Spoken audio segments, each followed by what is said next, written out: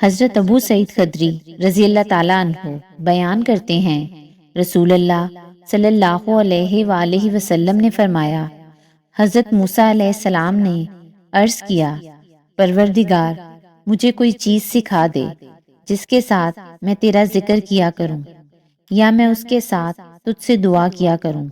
فرمایا، موسیٰ لا الہ الا اللہ پڑھا کرو۔ انہوں نے عرض کیا، پروردگار تیرے سارے بندے اسے پڑھتے ہیں، میں تو ایسی چیز چاہتا ہوں جو میرے ساتھ خاص ہو۔ فرمایا، موسیٰ اگر ساتوں آسمان اور میرے سوا جہان میں بسنے والے اور ساتوں زمینیں ایک پلڑے میں رکھ دی جائیں اور لا الہ الا اللہ دوسرے پلڑے میں رکھ دیا جائے تو ان پر بھاری ہوگا۔ رسول اللہ صلی اللہ علیہ وآلہ وسلم نے فرمایا، کوئی شخص اس طرح دعا نہ کرے کہ اے اللہ اگر تو چاہے تو میری مغفرت کر، اگر تو چاہے تو مجھ پر رحم کر،